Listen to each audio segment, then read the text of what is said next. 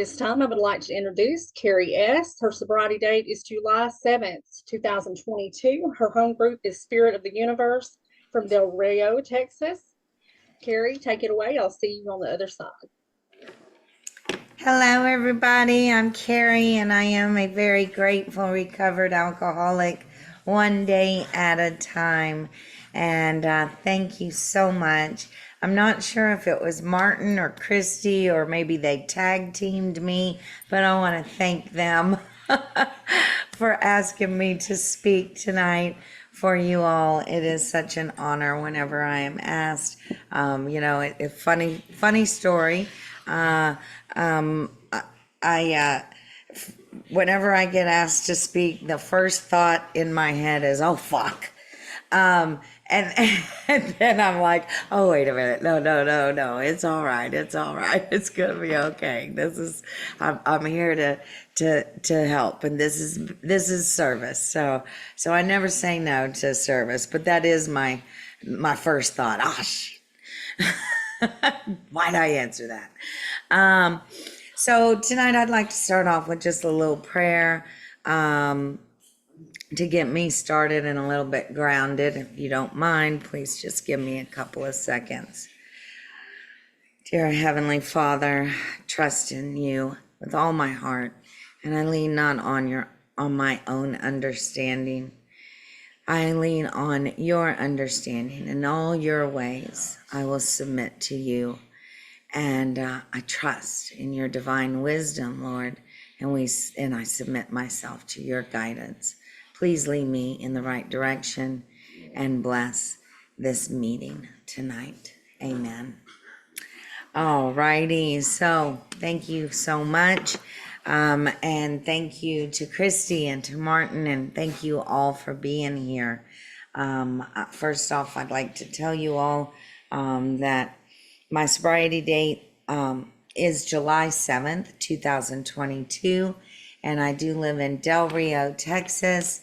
I am also a home group member of an in-person group called Amistad Big Book Group Study, and we meet 7 days a week.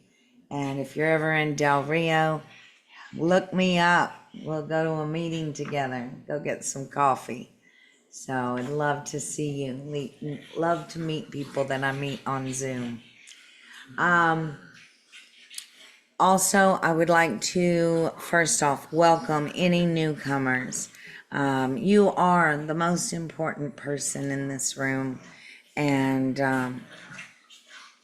I hope that you get something from my share tonight. And at the very least, I hope that I don't harm anyone. So tonight I'm going to tell you all a little bit about my experience, strength, and hope. I'm going to set a timer because if I don't, I will talk all night long, and we don't want that. So here we go. All right, let's start. All right. So newcomers, I want you to know that y'all are the most important people here. You are loved and needed, and you are wanted here. I am blessed that I have a sponsor, and I speak to her every single day. I have a grand sponsor who I also am in contact with every single day, and I love her dearly. I have a group of women that surround me and love me for who I am. And I know that with those women, they would not hesitate to answer the phone or send a text back to me at any time of day or night. And for all you newcomers, find your group, and lean into them. I owe my life to my higher power, who I choose to call my Lord and Savior, Jesus Christ.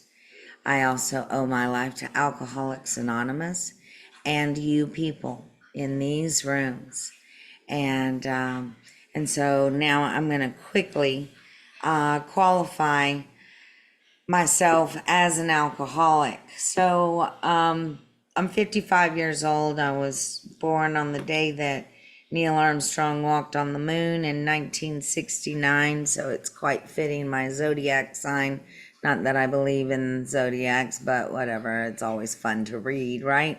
And so I'm a moon child. Imagine that. And so, um, I'm full of emotion and full of love. I'm a nurturing person by zodiac standards, right? I was born in Kentucky, and my dad relocated us when I was at an impressionable age. I was going into sixth grade, just kind of hormones hitting and not really knowing who I was or where I was. All I knew is that I was being ripped away from my grandparents who had pretty much raised me the first part of my life, and I was being moved to Texas, and I was not a happy camper. So shortly after we moved, a few years later, my parents got divorced, and and that was a big culture shock for me because I was used to living in a certain kind of way, and when my dad left, then I could no longer live that life, and all of a sudden I felt out of sorts and didn't fit in, and all those pretty normal teenage feelings. I work with some teenagers today, and I'm blessed to be able to do that. So I really have a lot to relate to with teenagers. But when I started drinking regularly, I was definitely in high school, and I was a blackout drinker. I was a blackout drinker from my first drunk. Um, I'd wake up and I wouldn't know where I was. I'd be filled with feelings of remorse and embarrassment and fear of what I did the night before. And I was very young when those feelings first started coming. 14, 15, 16 years old. Um, and I would wake up, I wouldn't know where I was, I wouldn't know where my car was, I wouldn't know where my keys were. I can't tell you how many driver's license I have lost, social security cards, bank cards, and that all comes with the deal. Somehow I did manage to graduate high school by the grace of God. I was determined to be somebody. I was going to break the dysfunction in my dysfunctional family that my dad always jokingly said, why don't we put the fun in dysfunction? But I wasn't having too much fun. So I decided I was going to go to Texas State University, which used to be called Southwest Texas, in San Marcos, Texas. And I was going to graduate with a psychology degree and be able to help teenagers and young adults deal with their emotions and their feelings. So I went to the wrong college in order to do all that. I did learn a lot about drinking and using some other things. And I learned a lot about keg parties. And but I didn't learn much academics. I didn't have time for that. I was very big, unless you count scuba diving. I made an A in scuba diving.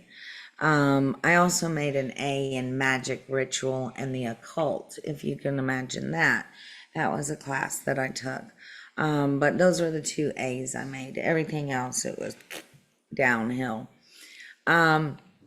So in college, I drank to my heart's content. I had no idea that I had a problem.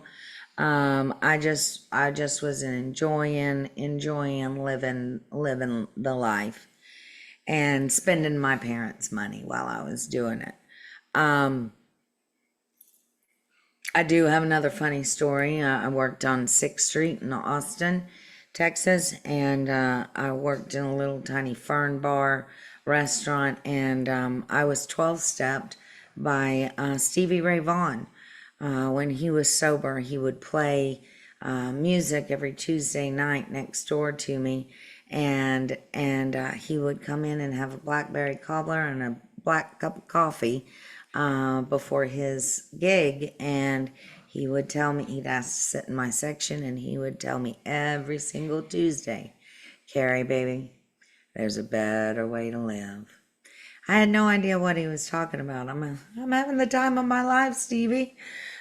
On 6th Street is where I met my first husband. I was 20 years old. He was 30 years old. He was a bartender where I worked. And we did things just exactly the same. And so we got along famously. We had a beautiful daughter. She is now 32 years old. I love her dearly. She is one of us. She's still trying to find her bottom. And all I can do is pray for her and support her and be there for her. I am not her sponsor, though. And so we have very clear boundaries on that. While I was pregnant with my daughter, my sister was killed in a car accident. She was 16 years old. And she was always the good girl in the family, and I was always the black sheep in the family.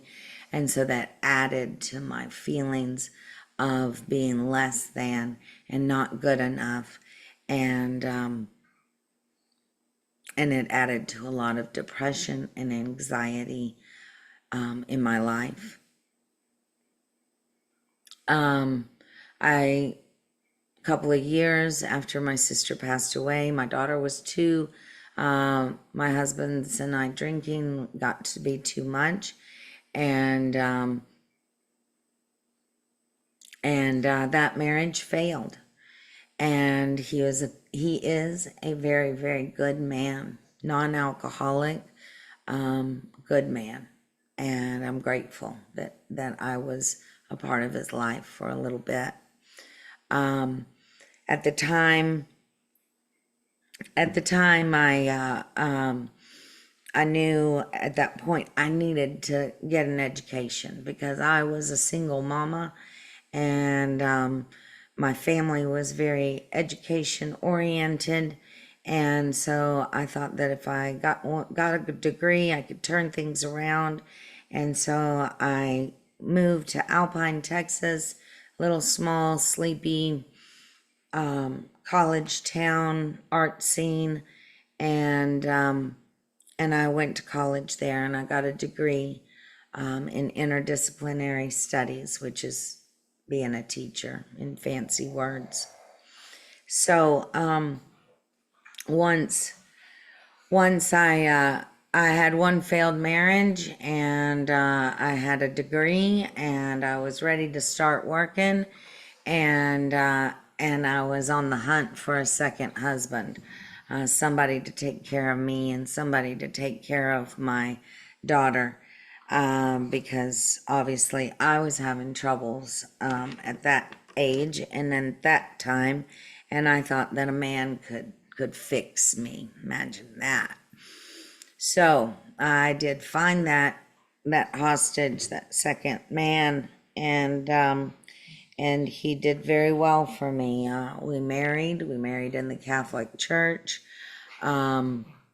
He is a retired federal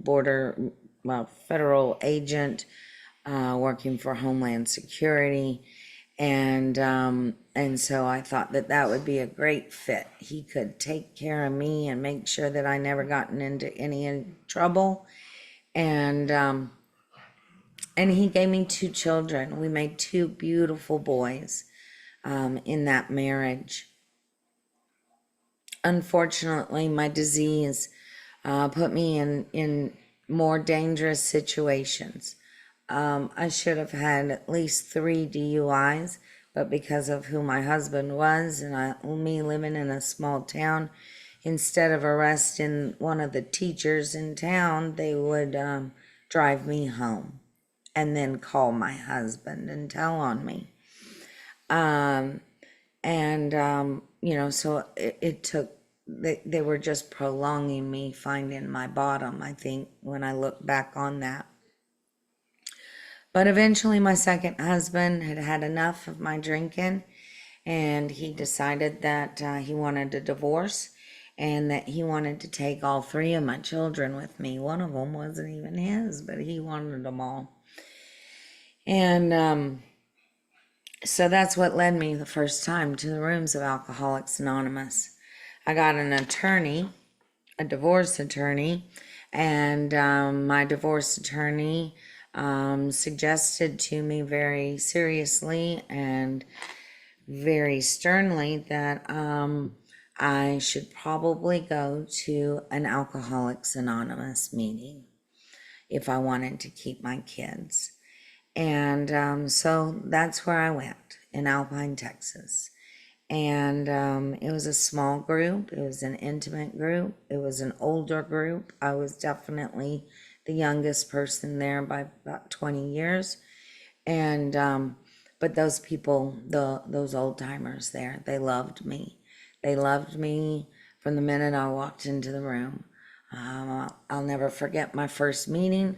I went into the room, and my old neighbor was sitting next to me, and he was the coolest dude in the world, John Spanigle. God bless him. May he rest in peace. He pointed at the chair next to him. He said, "I've been saving this seat for you for years. Please sit down." And that was my introduction to my first meeting. They loved me. They loved me until I couldn't love myself. And they would take me around to these conventions. And, and I was a newcomer. I was resistant. I was in my early 30s, and I just didn't know about all this AA business. I thought, they're going to teach me how to drink like a lady, right? And they quickly told me, you need to get a sponsor. And so I said, oh, all right, well, will you be my sponsor? And she was like, yes, I'll walk you through the steps. Now, did I call that sponsor? No. Did I reach out to her when I was thinking I was about to drink, which I did many times? No, I never reached out. Did I work one step? Absolutely not. I did not.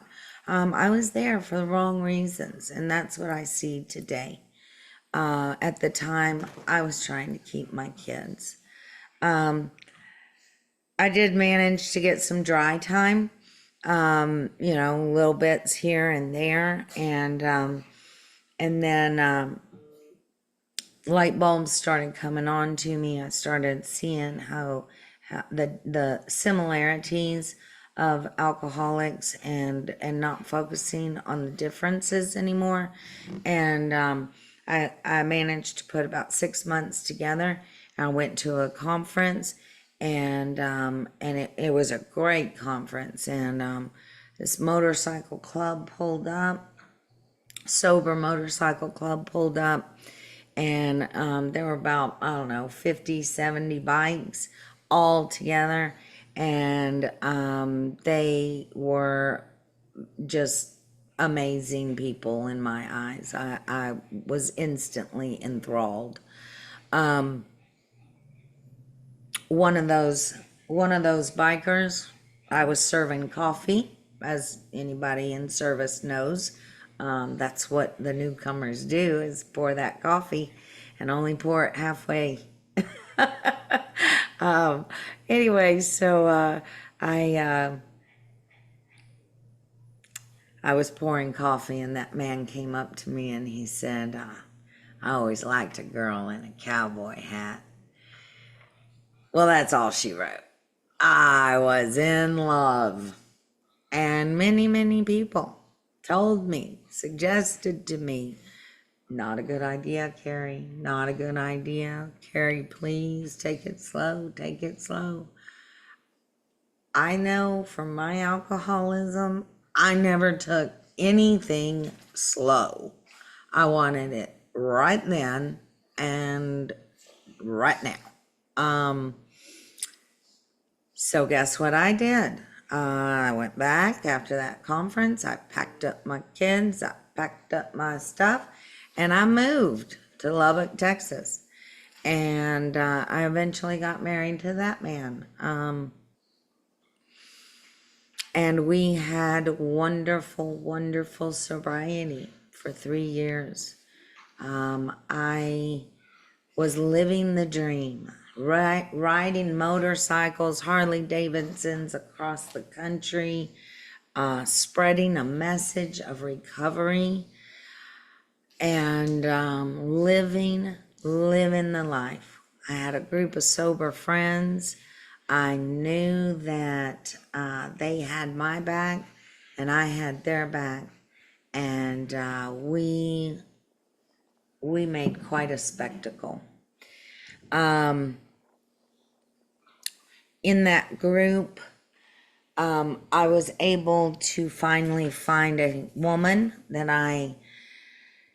I related to and that I trusted with all of my deep dark secrets, and I worked the steps with her to the best of my ability. And I lived that busy, sober life, doing lots and lots of service work. I sponsored many, many women. I rode motorcycles every weekend, and I was that cool, sober chick. Life was great until it wasn't. I got off work one Friday afternoon a little bit early. I picked up the kids in the car because they were going to school with me. I drove home to surprise my third husband, and it wasn't him that was surprised as much as it was me that was surprised. With my best sober sister in my family bed in the middle of the afternoon. And I didn't take that well. My character defects came back in a rage. I did not use the tools of Alcoholics Anonymous. I did not pick up a phone. I didn't pray. I didn't pause. My disease had me in its clutches again, and I lost my sobriety date.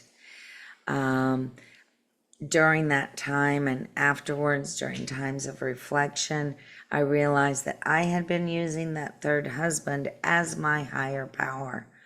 And so when that higher power failed me, I wanted to die. And on page 64 in our big book, it tells us that resentment is the number one offender, and that it destroys more alcoholics than anything else. And I was filled with resentments and fears, and it literally almost killed me. So I had those 3 failed marriages, 3 years in sobriety, and I did not want to do AA anymore. I found myself moving back home to where it was, where my family was, where that second ex-husband was, and I realized that things weren't working out my way. Let me just say, I realized then that my picker was broken. And so that picker hasn't been used in a while. When I say picker of men, or partners. For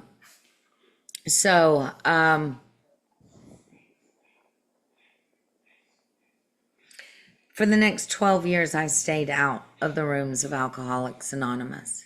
And while I didn't drink alcoholically those 12 years, I did control everything and everyone around me for those 12 years. I had two young sons. My daughter was in college by this time, and my 2 young sons got the brunt of it. Now, there was nothing that they wanted or needed, which looking back was not the way, maybe I should have followed some other suggestions, make them work a little bit harder for things. But, while I didn't drink alcoholically, alcohol, I want you to know, alcohol is very, very sneaky. And it doesn't come all of a sudden at first. You can go years without drinking alcoholically, and then one day, boom, and that switch gets turned, and one is never enough, and 20 is too much. And that's exactly what happened to me in the year 2020. Pandemic hit. I realized I had no control over my circumstances, people, places, nothing. And that's when the bottle really came out. My sons quickly noticed that I was drinking a lot more bourbon. And I was never a beer girl. Very rarely was I a wine person. But bourbon, Kentucky bourbon, I have 3 ex-boyfriends, Jack Daniels, Jim Beams, and Evan Williams. And they all went downhill from there. Like, Jack was the best. And anyway, where was I? Jack. Bourbon, 2020. My boys noticed that I was drinking a lot more than I had been. And so what did I do? Instead of not drinking as much, what did I do? I just moved the bottle of bourbon into the bathroom with a rocks glass. I didn't mix my bourbon. Coke was just extra calories. Why am I going to drink that? I just wanted what would make those feelings go away. And I would go into the bathroom and I would drink at least 2 shots in order to go to Walmart. Now, I did not drink while I was teaching. Thank you, Jesus. I did not drink when I was teaching, but every single day at 4 o'clock, you know where you would find me. I would be in the drive-thru at the liquor store getting that bottle so that I could go home and drink it up and then pass out and then wake up and do it all over again. Well, in 2020, when the schools closed and I realized that's not happening, what the heck am I going to do now? We're in quarantine. I had too much time on my hands. I had 2 teenage boys that I had no control over whatsoever. And I drowned myself in a bottle of bourbon. It got to the point where I wanted to kill myself. I wanted to die because I couldn't get drunk. The feelings wouldn't go away. And I had to have the alcohol to make the shakes go away. But I was miserable and I wanted to die. And I had a plan. And I wrote letters. And by God's grace, He sent my oldest son into my bedroom. My oldest son saw what I was doing, turned around, walked out of my room, called my priest, and said, "Hey, Mom, let's take a drive." Sneaky, huh? So he takes me for a drive, takes me to the church, and my wonderful priest talked to me, loved me, hugged me. And I was able to work the first 3 steps at the altar at Jesus's feet. And it was a spiritual experience. Every day I wanted to drink. I needed that drink. I obsessed over that drink in my head. And after that day, the obsession lifted. I asked God humbly and sincerely to take this obsession away from me. And he did. He did. And it's mind-boggling to me. But I know God does nothing by mistake. And I'll talk about that later too. So I was on this journey. My priest told me, now, baby, you go home, you get on Zoom, and you go to as many meetings as you can. And I will see you on Sunday at Mass. We'll talk some more. So I did. I found, I went to so many meetings on July 7th, 2022. 10 p.m. I found my people. I found my home group, Spirit of the Universe. My sponsor today was the host of that meeting, and I owe her my life. I owe her my life. And she loved me. She loved me until I couldn't love myself. Until I could love myself again. And that took quite a bit of time. So working the steps, steps 1, 2, and 3, I did at the altar. Steps 4, my sponsor had me make that moral inventory. I wrote down all those people, places, and institutions. I had so many resentments against institutions. And I wrote all that down. And then what the beautiful part of that was, is that I got to see where I was responsible. It wasn't about all these people doing bad shit to me. It was, I had a part in that. I had a part in every single bit of it. And I was able to recognize it. And I was able to take responsibility for it. And that's a blessing. That's a blessing. Saved my life. And then to be able to go to God and another human being, my sponsor, and to be able to get all that gunk out of me, all of that yuck, and I left it with her. I left it with her.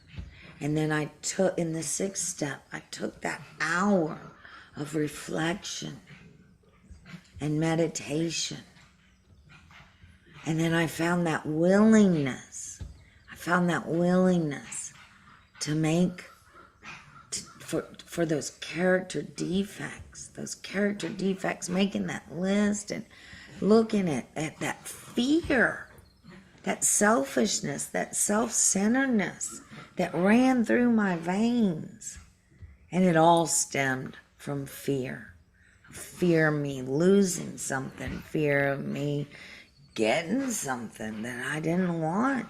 Fear of the unknown. Fear of the future. Fear of the present. Fear of and remorse of the past, right? Now, I made a list. I made a list of all those people that I had harmed. And I was willing to make things right. And most of my amends in the 9th step, when it was time for me to make those amends, yes, it went well for me, for the most part. One who was probably the most important amends accepted my amends. Maybe he's not the most important amends because I had to make amends to myself, and I am the most important person to make amends to. I have to forgive myself before I can forgive anybody else. But my son, my oldest son, the one that was so helpful, that saved my life, He accepted my amends. And then about 8 months into my recovery journey, he decided he didn't like me sober. He was quite unhappy of my sobriety because I had boundaries, and he couldn't get Mama drunk anymore, and have Mama say, "Okay, yeah, we'll do that." So currently we're no contact, and that's okay. I'm at peace with it. But the amends process is a beautiful thing. That's when the promises really do start coming true, and I know that for a fact. 10, 11, and 12, so very important to me every single day.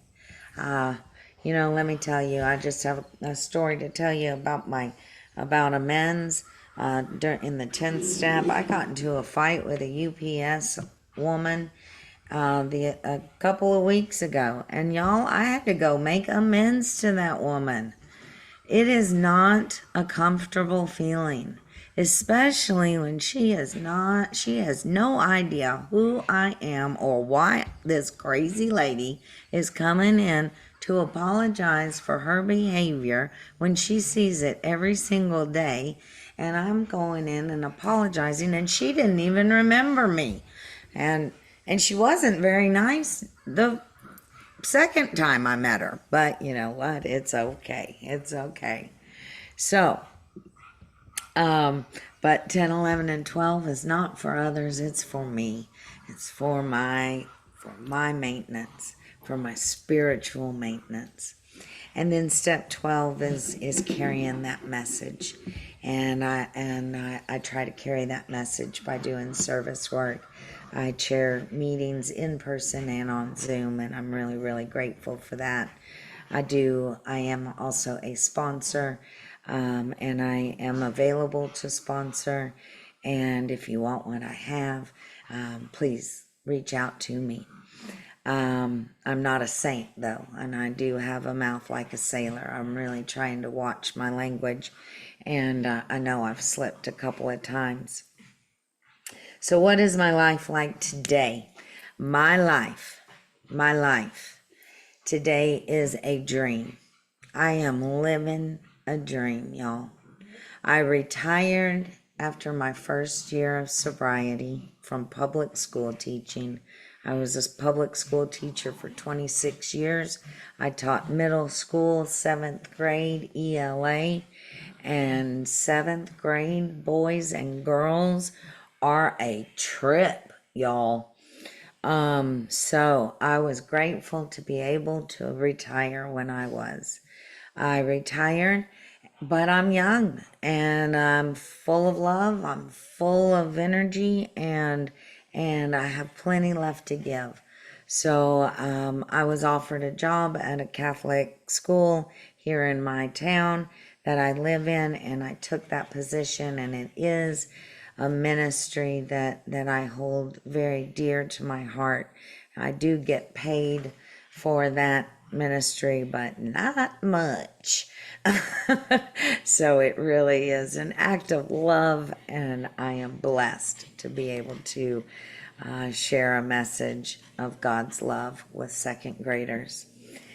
I also am an aspiring YouTube social media lip syncer, and I think I'm really fun.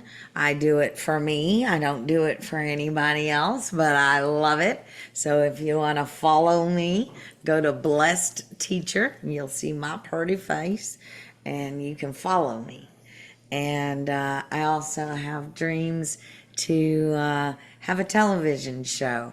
I want to someday. I don't want to give away all my secrets, but I want to have a children's show where I get to spread a message of God's love, and so I'm looking forward to making those dreams a reality. My three beautiful children. My daughter, she's still working on finding her way and sitting all the way down in her seat, and I know that I trust that she will. And when it's her time, not my time, but it's God's time, and she will find these rooms. I know it. I trust in my Lord. I have my middle son, who I have no contact with, and that is okay today. It is okay. I'm at peace with it. And I know that I didn't walk away from him. He chose to walk away from me. And he is my prodigal son, and my arms are open wide whenever he decides, or if he decides that he wants to come home. I'm always here. He knows where I'm at, and he knows what I'm doing. And my youngest son is an amazing, amazing man. He's 22 years old. He is a cancer survivor. He is still on felony probation for a stupid thing he did when he was a week after his 18th birthday. But you know what? He's positive. He loves God, and he knows where to go if he ever has a problem with alcoholism, because he realizes it. He knows the genetic line, and so he's aware. So life is great for me. Thank you all so much. I'm so very grateful. I hope that you got something out of my share. We can and we do recover. It's a simple program. Is it easy? Not always. It's not. But you know what? Nothing worth having came easy for me. So work it to the best of your ability. I love each and every single one of you all. Thank you so much for my life.